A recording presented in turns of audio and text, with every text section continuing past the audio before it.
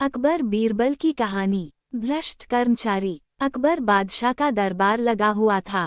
दरबारी अपने अपने स्थानों पर बैठे हुए थे। बीरबल का आसन अलग से दिखाई दे रहा था। तभी दो सिपाही एक आदमी को लेकर हाजिर हुए। उनमें से एक ने बताया, जहां पनाह, इस आदमी को रिश्वत लेते हुए पकड़ा गया है। अकबर ने पूछा, इस आदमी को किस काम पर लगाया था? जहां पनाह, यह अनाज के गोदाम में काम करता है। बादशाह अकबर ने उसे हवालात में बंद करने का आदेश दिया और बीरबल से बोले, बीरबल, तुम्हारी क्या राय है? क्या इंसान को उसका पद भ्रष्टाचारी बना देता है? बीरबल ने निवेदन किया, जहां पनाह, मैं ऐसा नहीं समझता। मेरा विचार है कि भ्रष्टाचारी इंसान चाहे किसी भी पद पर हो, वो रिश्वत लेने का रास्ता निकाल ही लेता है। तभी एक दरबारी ने खड़े होकर कहा, गुस्ताखी माफ हो जहां पनाह, मैं बीरबल की इस बात से सहमत नहीं हूँ। ऐसे सैकड़ों काम हैं जहां पनाह, जिन्हें करते हुए रिश्वत लेना संभव नहीं है। बीरबल ने उस दरबारी से पूछा, पर एक आध नाम तो बताए, वह कौन सा काम है? दरबारी बोला, जैसे जहां पनाह, जिसे गिरफ्तार किया गया है, उसे यमुना के किनारे बैठकर लहरें गिनने का काम सौंप दीजिए।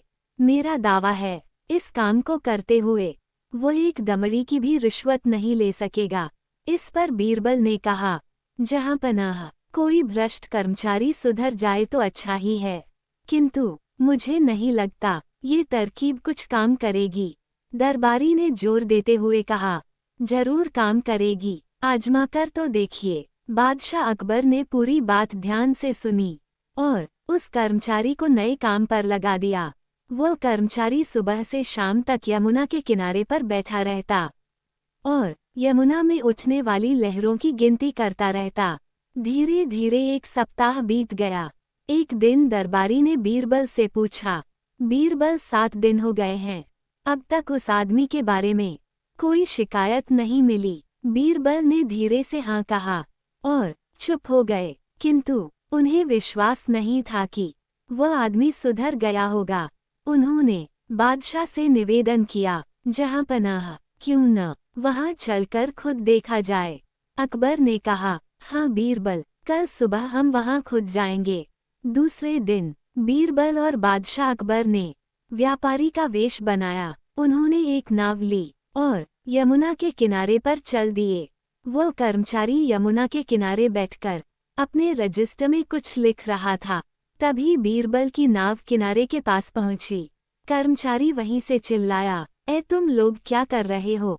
व्यापारी बने हुए बीरबल ने कहा, भैया, हम अपनी नाव चला रहे हैं, आपको कोई परेशानी हुई क्या? वह आदमी वहीं से चिल्लाया, क्या तुम्हें पता नहीं है कि बादशाह सलामत ने मुझे यमुना की लहरों का हिसाब रखने के लिए नियुक्त किया है? तुमने मेरा सारा हिसाब गड़बड़ कर दिया, तुम्हें इसकी सजा मिलेगी। बीरबल बोले, सचमुच हमसे भूल हो गई है, हम माफी मांगते हैं। कर्मचारी बोला, मैं ऐसे माफ नहीं कर सकता। हाँ, अगर तुम लोग 50 अशर्फियाँ दो तो माफ कर सकता हूँ। बीरबल बोले, ये तो बहुत ज्यादा है भैया, कुछ तो कम करो। नहीं नहीं, इससे कम पर समझौता नहीं हो सकता। तभी व्यापारी के कपड़े फमे बादशाह अकबर वहां आ गए। उन्होंने वहीं से कहा, नहीं, हम 50 की जगह 100 देंगे, लेकिन अशर्फियाँ नहीं, 100 कोड़े। कर्मचारी ने ध्यान से व्यापारी की तरफ देखा। अब उसे अपनी भूल का पता चला। वह बादशाह के पैरों में गिर पड़ा और बोला, माफ करें जहां पनाह, मैं आपको पहचान न सका। बादशाह ने बीरबल की ओर देखा और कहा, तुम ठीक कहते थे बीरबल, कोई भी काम हो, भ्रष्ट अफसर उसमें पैसा ऐंठने का मौका निकाल ही लेते हैं। जी जहां पनाह, आप ठीक कहते हैं, बीरबल ने धीरे से कहा और चुप हो गए।